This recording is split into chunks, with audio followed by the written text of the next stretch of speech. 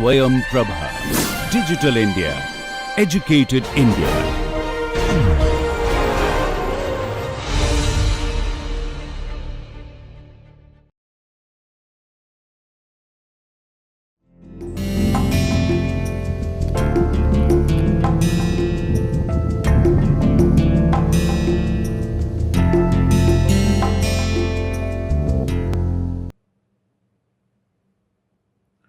Hello everyone, welcome to the 17th lecture of our course on law of copyright, patent, trademark and other IP.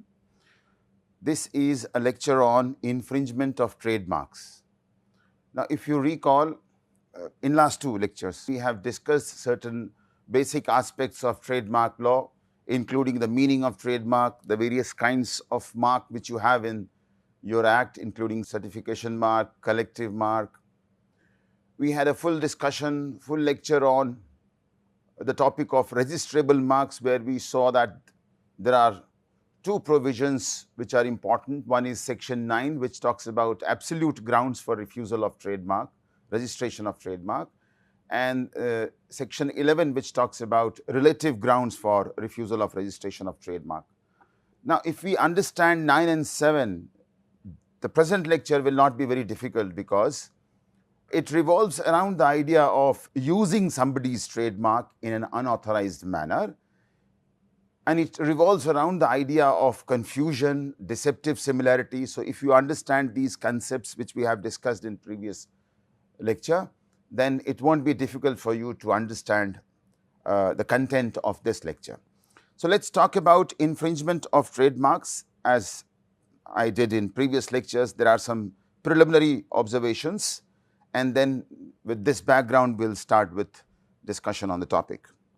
I have already mentioned that registration for all the marks is not mandatory. Those marks which are registered will get the benefit of the Trademarks Act 1999, but even unregistered trademarks are protected in some way. The protection of unregistered trademarks will be discussed in the next lecture, when we will talk about passing of remedies. What happens? Registration of trademark provides certain exclusive rights to the registered proprietor, as it happens in any form of IP, except copyright, of course, where registration is optional, which is not mandatory. In other forms of IP, you get rights only after registration, whether it is patent, trademark, GI, design, plant variety. And unauthorized usage of a mark that is identical or deceptively similar to a registered trademark constitutes infringement of trademark. This is the simplest meaning of infringement. When somebody else is using my registered trademark in an unauthorized manner, he is using a mark identical to my mark, or he is using a deceptively similar mark. I have already mentioned that you cannot file a case of infringement in case somebody is violating an unregistered trademark. An alternative remedy has been provided in the form of passing off action, which we will discuss, as I mentioned, in the next lecture. The infringement action, the procedure, the grounds, the exceptions, all these things are laid down in the Trademarks Act 1999. I said there are certain exceptions, as we discussed in patent law. If you recall, there are certain defenses. These are the acts which are essentially infringing, but law exempts you from liability of infringement. We have a list of exemptions in patent law. We have a list of exemptions in copyright law. Similarly, we have a list of exemptions here in section 30 and some other provisions which we will talk here. So we will discuss the infringement, which actually is that somebody is using an identical mark or a deceptively similar mark without the authorization of the registered proprietor, and we will discuss the exceptions which we have. The relief which a court may grant in a suit of infringement of trademark is not very different from what we have studied in copyright and patent. We will again refer to reliefs such as injunction, damages. You also have provisions on offences.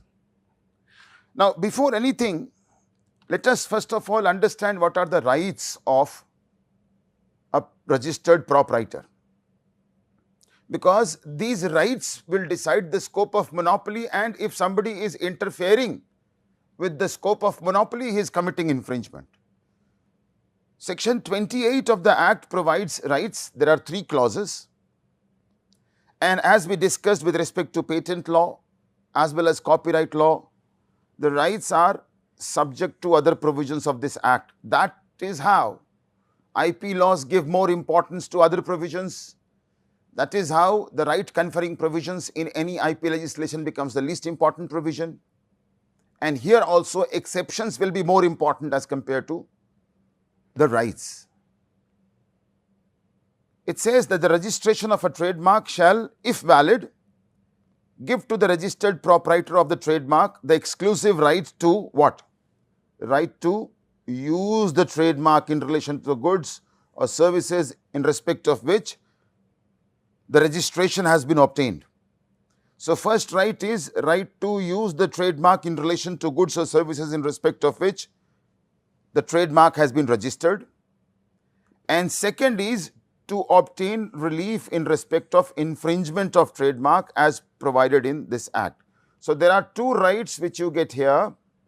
One is right to use the trademark, and second is right to obtain relief in respect of infringement of the trademark.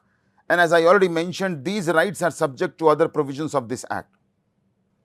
The second clause, if you see, the exclusive right to the use of trademark given in subsection 1 shall be subject to any conditions and limitations to which the registration is subject. So, there may be limitations and conditions imposed on the exclusive rights given to the proprietor. For example, there may be a limitation of, say, territory. There may be a limitation of territory. There may be a case where there are 2 identical marks, and these 2 identical marks have been registered in 2 different territories. So, if my mark is registered only in 4 states, anybody's unauthorized use of my mark within those 4 states will constitute infringement, nothing else. So, the second clause says that the rights granted in subsection 1 may be granted subject to conditions, subject to limitations. The third is an interesting provision which says where 2 or more persons are registered proprietors of trademark. It is possible that one trademark may be registered in favor of 2 or more persons. The trademark is identical or nearly resemble each other. The exclusive right to use of any of those trademarks shall not be deemed to have been acquired by any one of those persons as against any other of those persons merely by registration of the trademark, but each of those persons have otherwise the same rights as against other persons. Now, let us understand this point. There are 2 proprietors who have got same mark or let us take identical mark. So, identical mark has been registered in favor of 2 proprietors. It is not that one of these proprietors will start exercising the right against the other proprietor. It is not like that. But what the provision says, both of them may not have the right against each other, but both of them will have all the rights against any third person. So, both of them will not have rights against each other, but both of them will have all the rights against a third party. This recognizes a possibility of registration of identical mark in relation to 2 proprietors. You may go for rectification of register. You may argue that the other person has registered fraudulently or by misrepresentation. That's a different thing. You may initiate the procedure for rectification of register, but as long as that is not done, the 2 proprietors will be the owners of rights vis-a-vis a third person, not vis-a-vis against each other. So, mainly there are 2 rights. One is right to use the mark, and the second is the right to file for infringement. Now, these are the 2 rights, and let us now understand the meaning of the term infringement.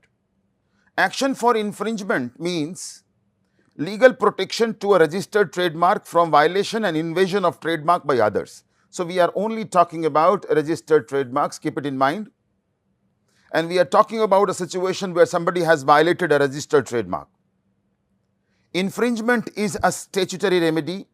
All these things will be used again when we will discuss the difference between infringement and passing off in my next lecture. It is a statutory remedy which is given to a registered proprietor or which will be given to the registered user of a trademark. So, these two can claim a remedy of infringement under section 29. Registered proprietor, you know about registered proprietor. Who is a registered user of a trademark? It is defined in section 48. He is somebody other than registered proprietor. According to section 29 subsection 1, this is important. I have highlighted few portions in different colors. You have to focus on these parts more. According to section 29 subsection 1, a registered trademark is infringed by a person who, not being a registered proprietor or person using by way of permitted use. He is not a registered proprietor. He is not using it by way of permitted use. I'll tell you about permitted use later on. So, that means he is not a person who is authorized in law to use the trademark. If such a person use a mark which is identical with or deceptively similar to the proprietor's trademark, if such a person use an identical mark or a deceptively similar mark to mark of a registered proprietor, that too in relation to goods or services in respect of which trademark is registered, and the use is in the course of trade, then it will amount to infringement of trademark if it is used in such a manner as to render the use of mark likely to be taken as being used as a trademark. He must use the mark as a trademark. Now, these are the few important aspects here. A registered trademark is infringed when a person who is not authorized to use that mark is using an identical mark or a deceptively similar mark in relation to goods and services for which the mark has been registered, and he is using such a mark in the course of trade in the manner as it is used as a trademark, then it is a case of infringement of trademark. This ingredient, as I said, has got 4 points. The person in use of mark must not have been registered proprietor or a person permitted to use the mark by way of registered proprietor. So, he is not the authorized person. Second, the mark must have been in relation to goods and services for the purpose of which the trademark is registered. He is dealing in goods. He is using the trademark in relation to goods and services for which the mark has been registered. He is using identical or deceptively similar mark to the registered trademark, and he is using it as a trademark is used. If these 4 ingredients are fulfilled, the person has committed infringement under section 29 subsection 1. I refer to the term permitted use. Section 2(1)(r) of the Act defines permitted use, which is the application and employment of a registered trademark by any person except the registered proprietor themselves within the lawful limits of the Act as well as the licensing agreement. Say, for example, if I am the proprietor of a trademark and I want the goods to be manufactured by a third party and I license that third party to package the goods using my registered trademark, that third party becomes somebody who is using as a permitted user, because he is using it under a licensing agreement. So, this is 29 subsection 1. Next is, and I can tell you that the instances of infringement which I will discuss are mainly based on the rights which we have mentioned in section 28, right to use, right to file for infringement. Broadly, there are 2 kinds of trademark infringement in India. One is called direct infringement, which I mentioned in section 29(1), if you remember. I said there are 4 elements. The other is indirect infringement, where the person is not directly committing the infringement. He is involved in a vicarious manner, or maybe he is helping the infringer and therefore he is liable in a contributory manner. I am sure you are aware of the concept of vicarious liability. There are 2 things which are important. One is the person stands to gain something out of his involvement, and second, he is exercising supervision over the person who is directly infringing. So, his involvement must lead to some gain and he is exercising supervision. In that case, he is vicariously liable for infringement. And second is contributory infringement, where the person is knowingly providing assistance, support, he contributes to the infringing activities, he is liable in a contributory manner. This is a case of contributory infringement. So, these are broadly the types of infringement which we have. Statutory rights conferred by registration of trademark, as I mentioned, is subject to limitations, certain exceptions. We will talk about these exceptions later on, sections 30, 34, 35, and I said the rights granted in section 28 are subject to other provisions. So, for me these provisions, these exceptions are more important as compared to the exclusive rights granted under section 28. So, we discussed 29(1), that was one instance of infringement.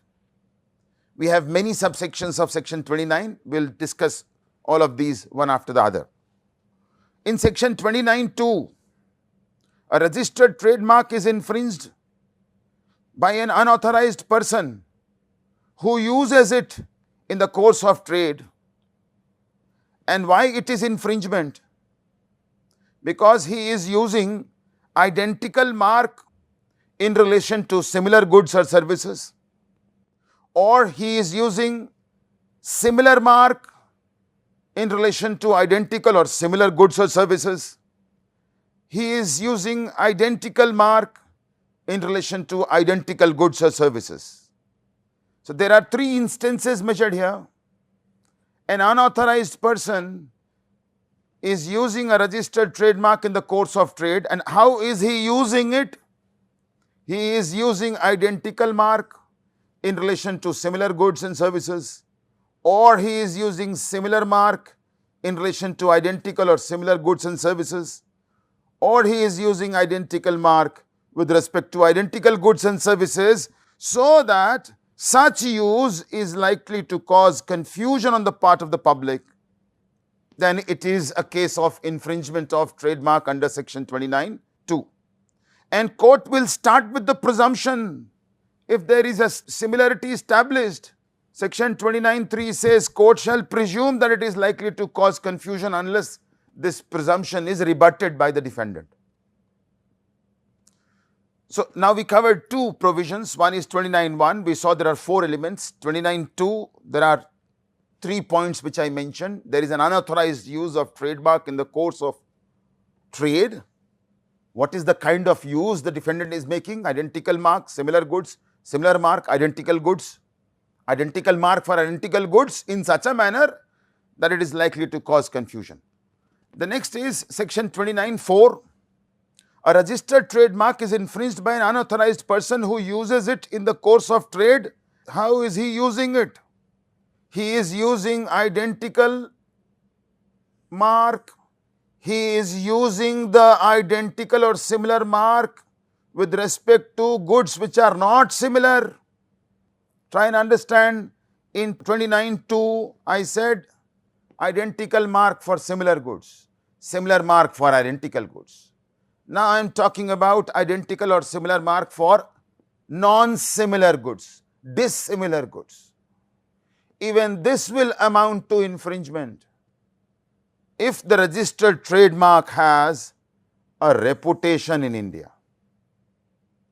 So, for registered trademarks having reputation in India, use by unauthorized person of identical or similar mark with respect to even dissimilar goods will amount to infringement. What all you will have to prove?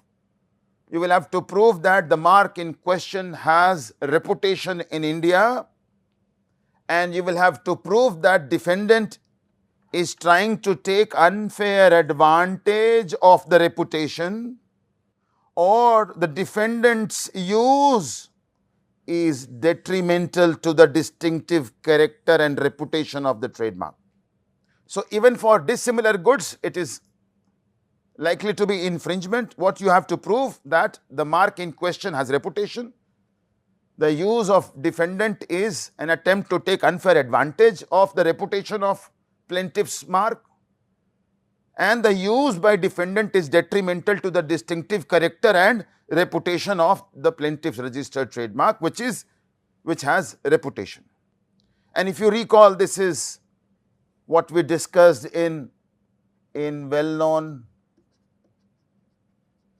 trademarks, if you remember, in section 11 in relative grounds for refusal of registration. Next is section 29 subsection 5. A registered trademark is infringed by a person if he uses such registered trademark as his trade name or part of his trade name or name of his business or part of name of his business in relation to goods and services in respect of which trademark is registered.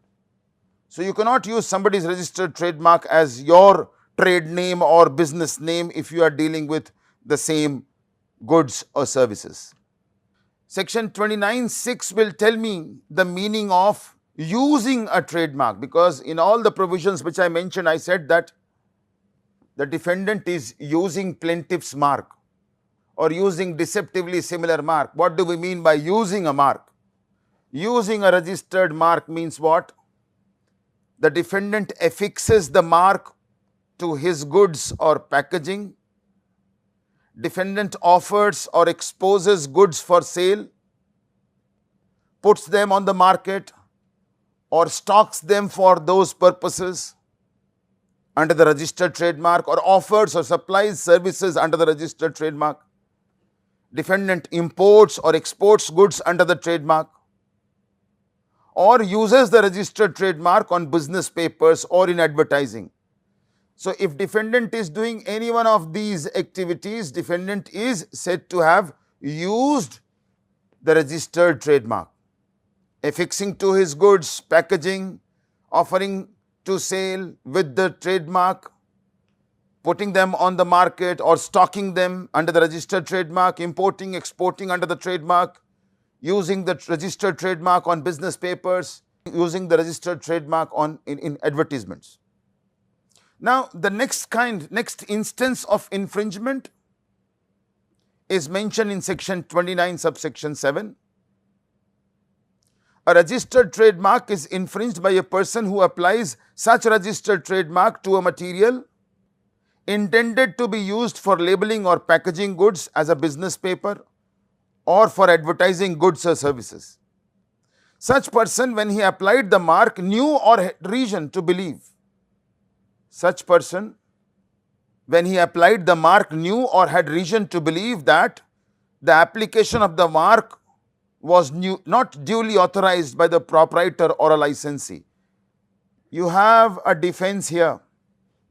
So when he is in an infringement action for violating trademark under section 29(7), he has this option to take the defense that he had no knowledge or he had no reason to believe that the application of mark was not duly authorized by the proprietor or a license. So you have a defense here. The next is section 29(8). A registered trademark is infringed by any advertising of that trademark if such advertising takes unfair advantage of and is contrary to honest practices in industrial or commercial matters, if such advertising is detrimental to the distinctive character of the trademark, and if such advertising is against the reputation of the trademark. And this is important, that where the distinctive elements of a registered trademark consists of or includes words, where the distinctive elements of a registered trademark consists of or includes words, when words are the distinctive part of a trademark, the trademark may be infringed by the spoken use of those words as well as their visual representation, and reference in this section to the use of a mark shall be construed accordingly. This is there in section 29(9), where a word constitutes the distinctive element of a registered trademark the trademark is infringed even by spoken use of those words or by their visual representation both. So, this is important. So, these are some of the ways by which infringement of a registered trademark is done. If I quickly take you through to all these provisions once again, I said section 29(1) talks about unauthorized person using a registered trademark in the course of trade as trademark in relation to goods and services in respect of which the trademark is registered. I identified the 4 ingredients.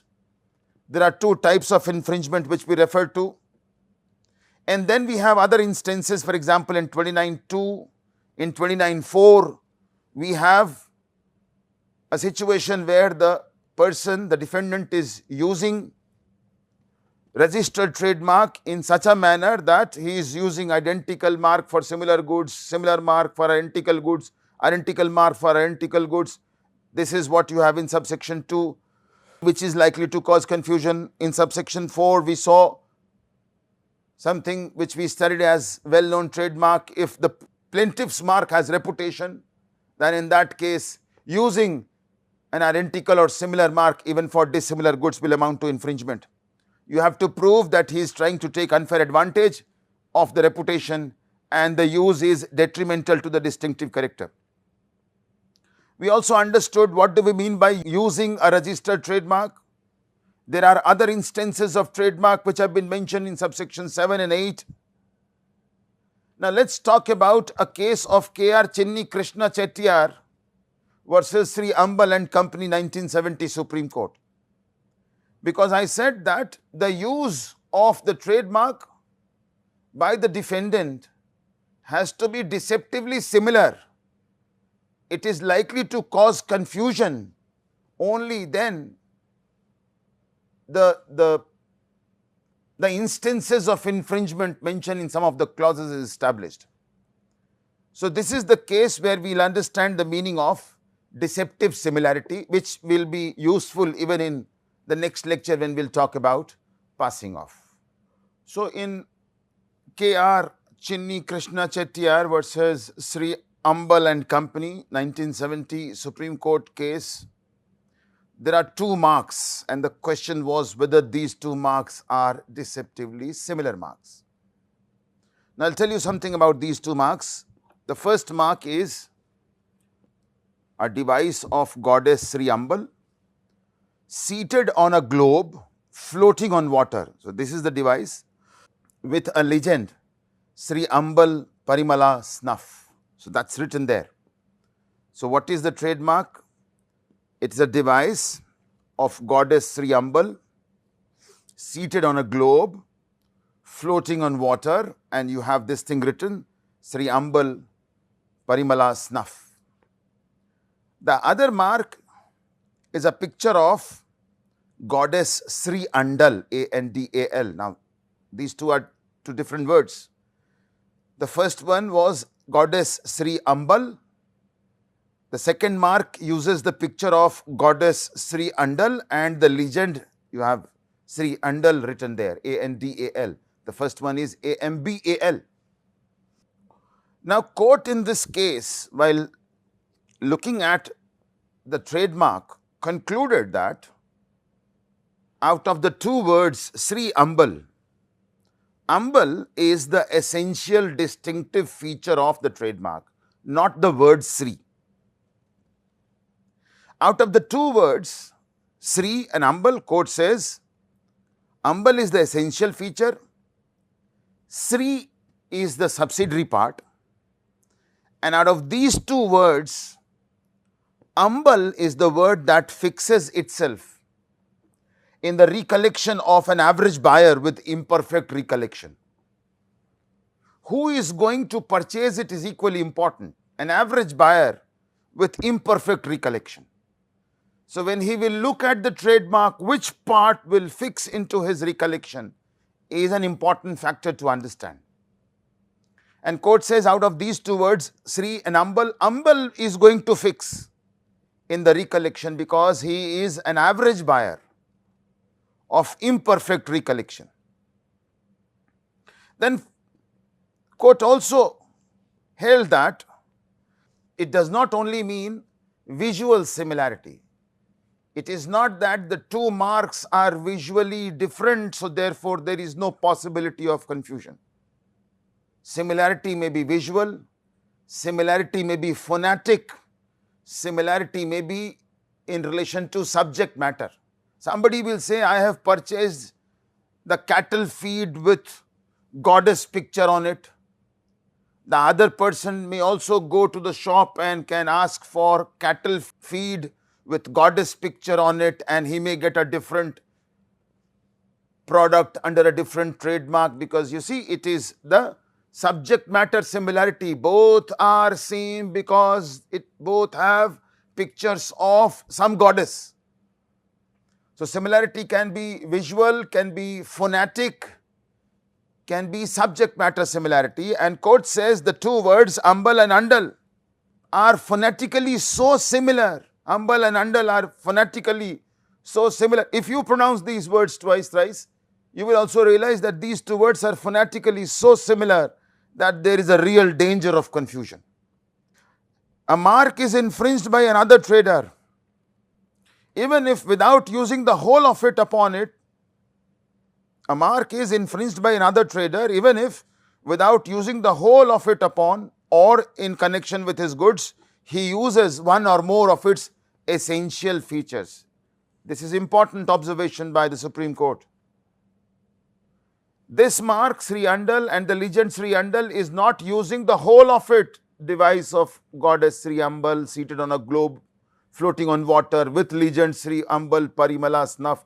It is not using the whole of it, but it is using the essential features of the first mark. In addition to phonetic similarity, I also mentioned about subject matter similarity. The Hindus in South India may be aware that the two words indicate two distinct goddesses. Sri Ambal and Sri Andal indicate two distinct goddesses. But the customers are not limited to Hindus only. Further, the customers are not limited to South Indians only. And users are not likely to remember the fine distinction between Sri Ambal and Sri Andal. One is a Vaishnavite goddess, the other is a Shivite deity. You cannot expect the customer, the buyer, to get into the niceties and details of both the pictures. So there is always a possibility of confusion because of subject matter similarity, because many of the customers may not be aware about the two goddesses, and many of them may not remember that one is a Vaishnavite god, the other is a Shivite deity. Many of the purchasers may not be Hindus, many of them may not be from South India. So therefore, there is a real danger of confusion, deception because of two reasons. One is the phonetic similarity, the other is subject matter similarity. That is how we have to decide the cases of deceptive similarity.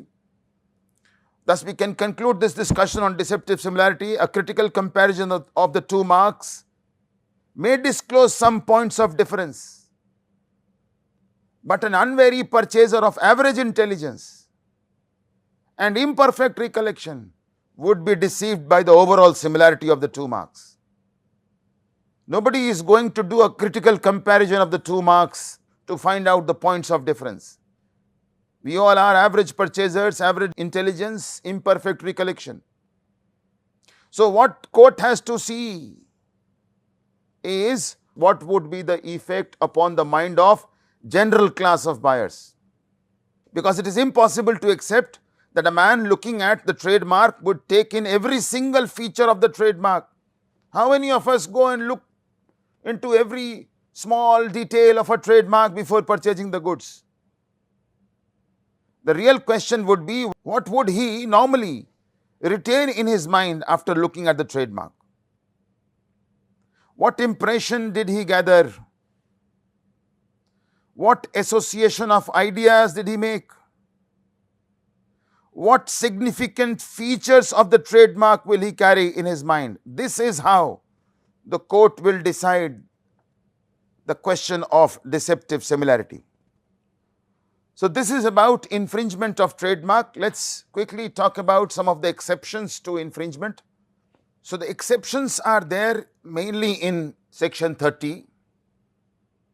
Infringement under section 29 shall not be construed as preventing the use of a registered trademark by any person for the purpose of identifying goods or services as those of the proprietor.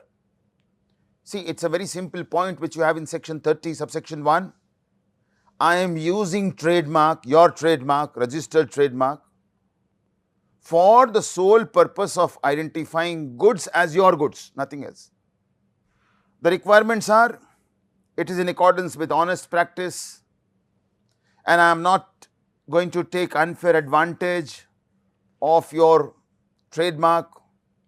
My use is not detrimental to the distinctive character or reputation of your trademark. So what I am doing, I am using your trademark. I am using your trademark. It would otherwise amount to infringement by virtue of section 29. I am using your trademark, but since I am using it to identify the goods belonging to you only, it does not amount to infringement. This is what you have in section 30, subsection 1. Coming to subsection 2, you have many points. A registered trademark is not infringed where the use in relation to goods or services indicate the kind, quality, quantity or other characteristics of goods or services. I am using your trademark only to tell people about the quality of your goods.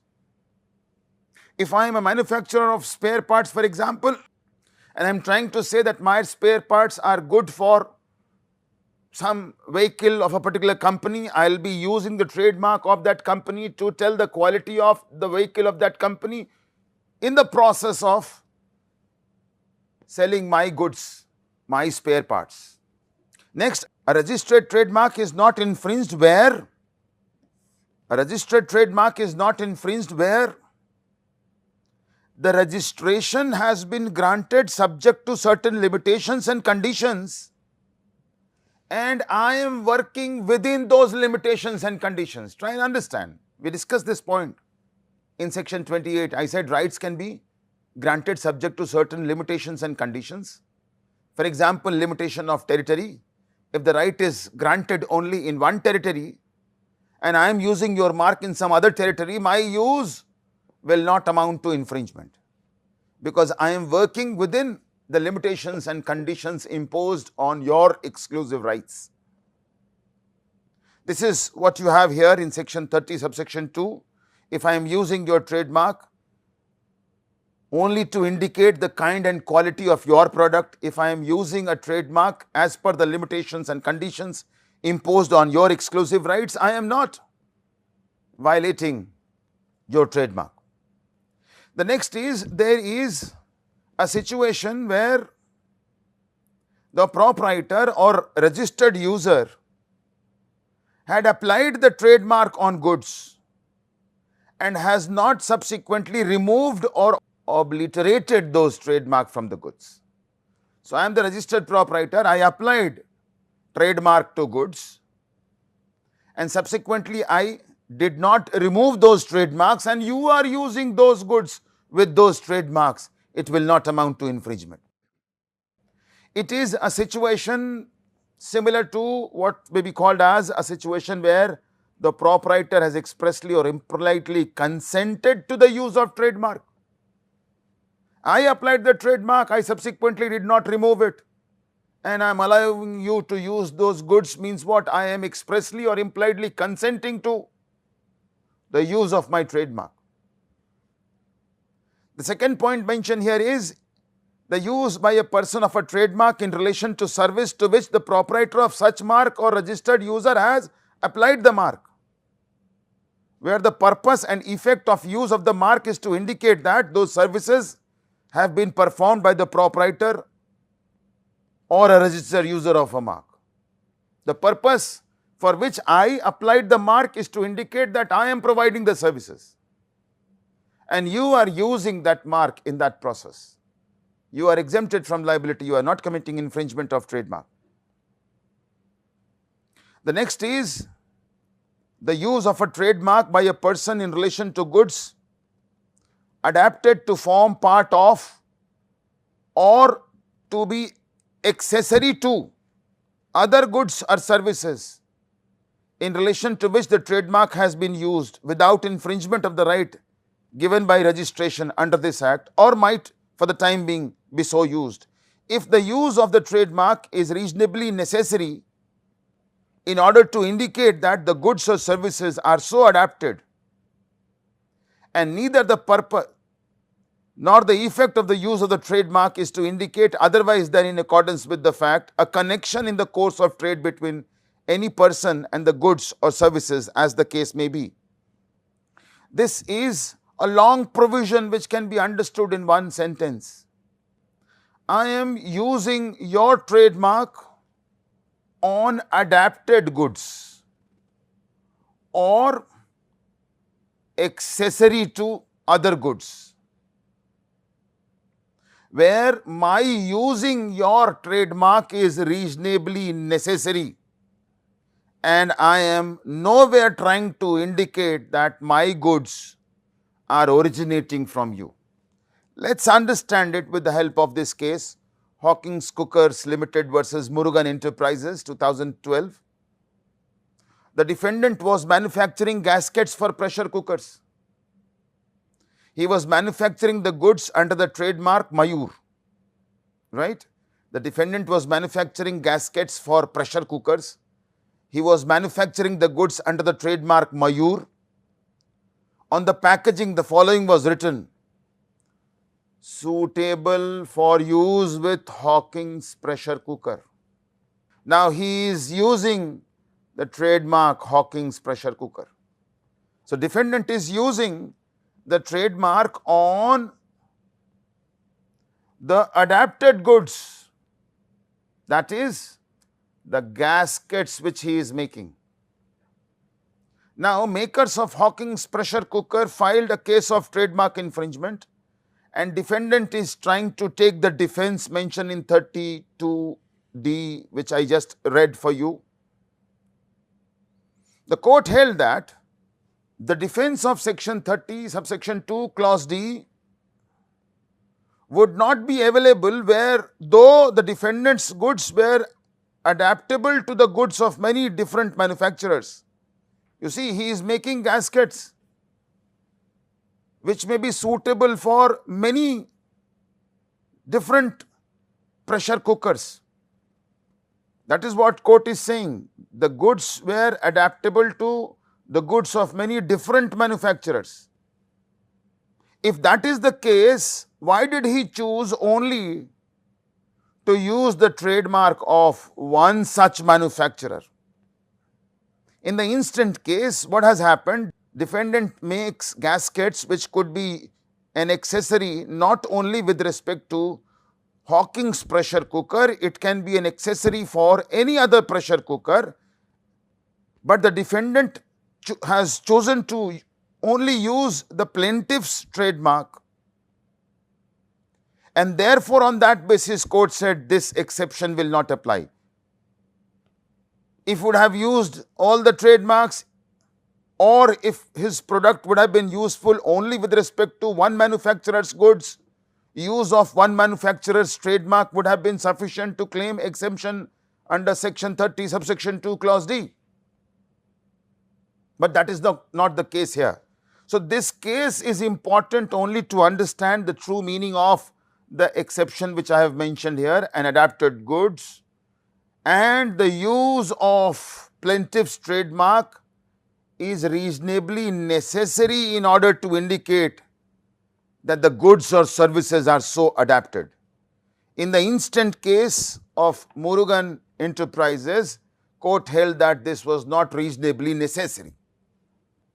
The next exception is that its use being one of the two or more trademarks registered under this act, which are identical or nearly resemble each other in exercise of the right to the use of that trademark given by the registration under this act. This is something which I referred to in section 28(3), if you recall. This exception is in relation to a situation where two identical or similar trademarks have been registered And if I am exercising my rights, the other proprietor cannot file a case of infringement of trademark. So it's an important question, can a case of infringement be filed against a registered proprietor? That situation can arise here, because there are two registered proprietors of the same mark.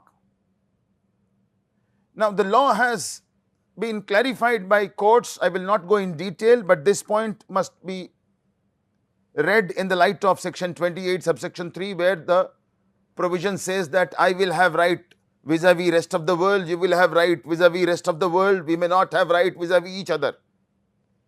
And if I am exercising rights which happen to be your rights also, you can not file a case of infringement. I am exempted from liability.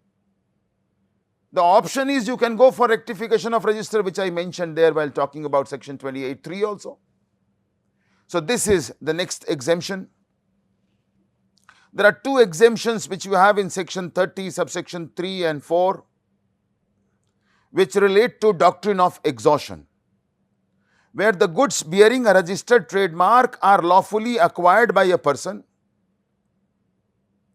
The sale of the goods in the market or otherwise dealing by that person or by a person claiming under or through him is not infringement by reason only of, I'll talk about it more. But this is what exemption doctrine is all about. I purchase the goods bearing registered trademark lawfully. I acquire goods bearing registered trademark lawfully. So it is lawfully acquired. And now I am selling the goods bearing the same trademark in the market, or I am otherwise dealing with those goods bearing the registered trademark, I am not committing infringement. This is a case of exhaustion doctrine. This is a case of first sale doctrine. We discussed it in copyright, we discussed it in patent. Section 30 subsection 4 also talks about something similar to it. Above provisions shall not apply where there exists legitimate reasons for the proprietor to oppose further dealings in the goods, in particular where the condition of the goods has been changed or impaired after they have been put on the market. So if the condition of goods is changed or it is impaired after the goods are put in the market, then subsection 3 of section 30 shall not apply. So therefore sections 30 subsection 3 and subsection 4 provide for exhaustion of rights. This question always arises whenever we talk about exhaustion doctrine, whether India has national exhaustion or international exhaustion. In relation to patents, we have clear mention of international exhaustion. In relation to copyright, I said we can argue in favor of international exhaustion. Here, if you go back, use of this word market without any qualification, whether it is domestic market or international market, may be used to argue that India has international exhaustion in case of trademarks also. The next is section 34, proprietor or a registered user is not entitled to interfere with or restrain the use by any person of a trademark identical with or nearly resembling it in relation to goods or services in relation to which that person or a predecessor in title of his or her has continuously used that trademark from a prior date. Section 34 talks about prior use. If I have been using it since 2000, if I am using a mark since 2000 and you registered it in 2023, you cannot interfere with me if I am continuing to use the mark. In S. Syed Mohiddin versus P. Sulochana Bai 2016, the court held that registering a trademark does not confer an unconditional monopoly, particularly if another party has been utilizing it prior to registration. This is important for those who have been using a registered trademark prior to its registration. Court held that registering a trademark does not confer an unconditional monopoly, particularly if another party has been utilizing it prior to registration.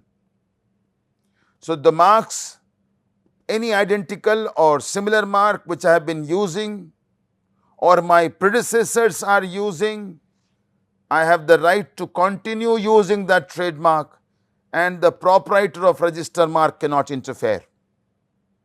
Section 35 is another exemption. It says that the proprietor shall not be entitled to interfere with any bona fide use by a person of his own name if your registered trademark happens to be my name, or if your registered trademark happens to be my predecessor's name, place of business, I may continue to use it as long as the use is a bona fide use. This is what you have in section 35. So, what all we discussed? We talked about the various examples, instances and provisions related to infringement, which we have in section 29 in various subsections. We also talked about exemptions which we have in section 30. There is a point which is important to highlight. I have been talking about that point, that is exemption, the first sale doctrine, the exhaustion doctrine. I said in copyright you don't have this thing expressly mentioned whether India has national exhaustion or international exhaustion. Patent law clearly mentions it. Trademark law is also not very clear on this point, but as I said, use of the market without the word market without qualification suggests that we go with international exhaustion. So, we have both national as well as international exhaustion, meaning thereby the rights of the original proprietor will exhaust on the very first act of sale of goods bearing those trademarks. So, if I lawfully acquire it from a country and want to bring those goods bearing the trademark to India, I am not committing infringement of trademark. So, these are some of the exemptions. I have mentioned in copyright and trademark both that these exemptions will not be considered as exemptions. The new trend, the new interpretation, there are cases of Delhi High Court in both these subjects, patent and copyright, where Delhi High Court has held that these exemptions are not to be read subject to the rights of the owners. The exemptions in 52 of Copyright Act are not subject to section 14, rights of creators. Similarly, exemptions of patent are not to be read as something subject to rights of patent holder. So, rights of the owners are rights of owners and exemptions are rights of users. And if you start looking at it in this manner, you are giving broader meaning to the exemptions. Same should be logically extended to trademark law also. The exemptions which we read in section 30 and other provisions are not to be read in the light of rights of section 28. These are rights of users, 28 are rights of proprietors of trademark. So, the present session was on law of infringement of trademark, and it also provided some overview of the exceptions to infringement. It is relevant to note that the remedy for infringement is available only for registered trademarks, and I may briefly mention that for registration of a trademark, an application in the prescribed form is filed in the appropriate office of trademark indicating the class of goods to which the trademark is to be applied. The class has to be in accordance with the international classification for trademarks.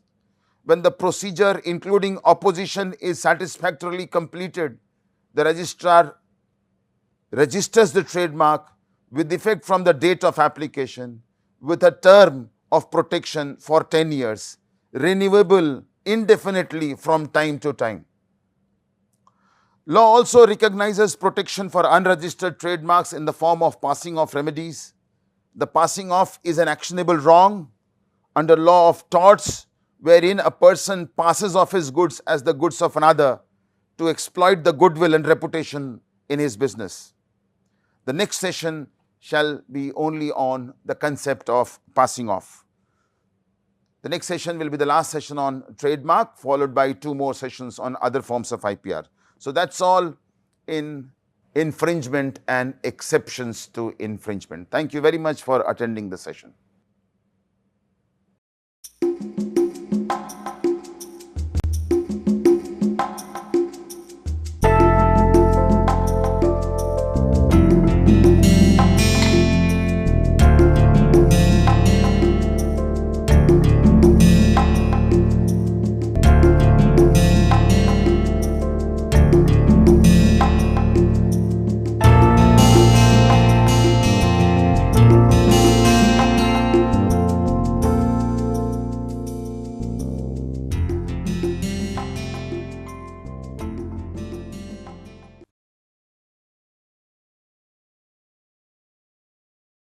Hello, good morning everybody. I am Raghunandan Sengupta. So, I will just give you a very brief excitement area of finance, which is quantitative finance, and that has a huge market starting around about 10 years back, and it is exploding exponentially. So, what do we mean by quantitative finance? Quantitative finance is actually the application of different mathematical and statistical techniques in the area of financial markets, be it say for example derivative pricing, be it in the area of say for example portfolio management, be it in the area of asset liability management, be it in the area of portfolio management.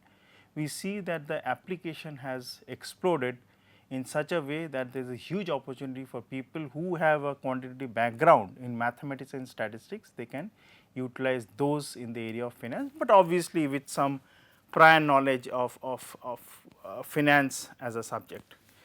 Now, when we say about quantitative finance, as I said, it is an area of applied mathematics and statistics applied in financial markets. Use of different areas, if somebody is interested to know, we have stochastic calculus, we have derivative pricing, we have operation research, we have quantitative techniques like differential equations, stochastic calculus, time series, and they are heavily used in the area of quantitative finance as I mentioned. Now, we all know that in 1997 the Nobel Prize in Economics, so it is basically the Nobel Memorial Prize in Economics was given to the work of Merton and Scholz in the area of derivative pricing, and after that there has been exponential increase in the area of quantitative techniques in quantitative finance and in the area of different type of derivative pricing. With the advent, moreover with the advent of high-ended and sophisticated computing data, big data has come in a very big way, where application areas starting from computing, from different type of algorithm design have been taken up in such a big way that nowadays at least we are able to understand that how high frequency data algorithm trading can be utilized using the concept of quantitative finance in the area of finance as such. But there is a flip side also, obviously when there is a huge amount of development. So, obviously due to some regulation errors or something, there has been some pitfalls, which I think is should be a bullet point for people who are really interested to take up quantitative finance. They should be aware. So, consider the financial crisis in 2008 and later on, and we are seeing different banks are failing, different financial institutions are facing a problem, countries are facing a problem like in Europe, in USA. So, what should be done? So, the main thing is that even if you know the technique, is best for people who are investors, who are private players, organizations like banks, governments should use these techniques in a very somber manner, such that the application areas of quantitative finance using the techniques which we learned can be utilized in the best possible way to garner the overall the in-depth knowledge a person has in trying to utilize these quantitative techniques in finance. And I am sure that people who have the background, who have the knowledge, who have the sophistication, who have the knowledge of the society can definitely use quantitative finance in a very big way in trying to make their mark in this exciting field, which you are going to see in years to come. And I am sure it will be a very exciting learning tool for all the participants who will take quantitative finance as a subject in years to come. Thank you, and I wish all the participants All the best and best of luck for the programs they will take. Thank you.